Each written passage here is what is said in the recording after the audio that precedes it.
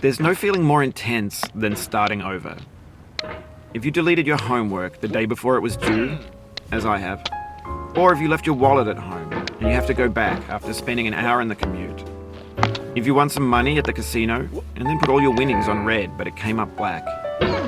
If you got your best shirt dry cleaned before a wedding and then immediately dropped food on it. If you won an argument with a friend and then later discovered that they just returned to their original view. Starting over is harder than starting up. If you're not ready for that, like if you've already had a bad day, then what you're about to go through might be too much. Feel free to go away and come back. I'll be here. Alright, thanks for coming with me on this trip. I'll understand if you have to take a break at any point. Just find a safe place to stop and quit the game. And don't worry, I'll save your progress, always, even your mistakes. This game is a homage to a free game that came out in 2002, titled Sexy Hiking. The author of that game was Jazuo, a mysterious Czech designer who was known at the time as the father of B games. And B games are rough assemblages of found objects. Designers slap them together very quickly and freely, and they're often too rough and unfriendly to gain much of a following. They're built more for the joy of building them than as polished products. In a certain way, Sexy Hiking is the perfect embodiment of a B game. It's built almost entirely out of found and recycled parts, and it's one of the most unusual and unfriendly games of its time. In it, your task is simply to drag yourself up a mountain with a hammer. And that act of climbing, in the digital world or in real life, has certain essential properties that give the game its flavor. No amount of forward progress is guaranteed. Some cliffs are too sheer or too slippery. And the player is constantly, unremittingly in danger of falling and losing everything. Anyway, when you start Sexy Hiking, you're standing next to this dead tree that blocks the way to the entire rest of the game. It might take you an hour to get over that tree, and a lot of people never got past it. You prod and you poke at it, exploring the limits of your reach and your strength, trying to find a way up and over. And there's a sense of truth in that lack of compromise. Most obstacles in video game worlds are fake. You can be completely confident in your ability to get through them once you have the correct method or the correct equipment or just by spending enough time. In that sense, every pixelated obstacle in Sexy Hiking is real. The obstacles in Sexy Hiking are unyielding, and that makes the game uniquely frustrating. But I'm not sure Jazuo intended to make a frustrating game. The frustration is just essential to the act of climbing, and it's authentic to the process of building a game about climbing. A funny thing happened to me as I was building this mountain. I'd have an idea for a new obstacle, and I'd build it, test it, and it would usually turn out to be unreasonably hard. But I couldn't bring myself to make it easier. It already felt like my inability to get past the new obstacle was my fault as a player rather than as a builder. Imaginary mountains build themselves from our efforts to climb them, and it's our repeated attempts to reach the summit that turns those mountains into something real. When you're building a video game world, you're building with ideas, and that can be like working with quickset cement.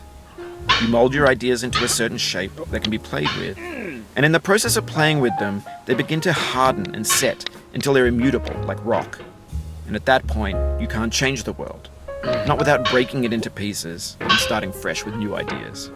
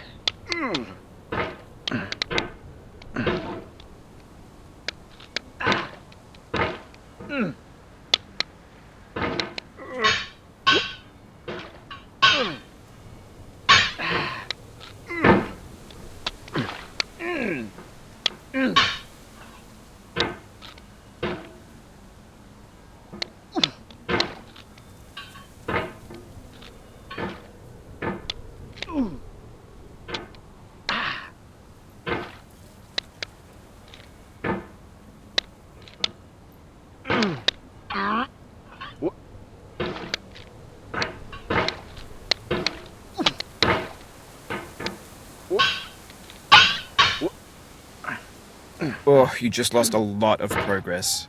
That's a deep frustration, a real punch in the gut.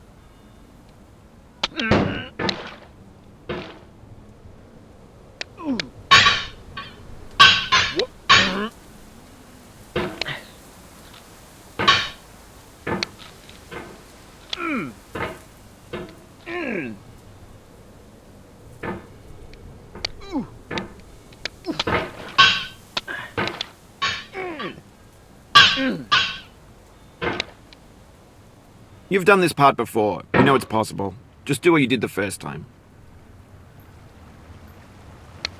Oof, sorry about that.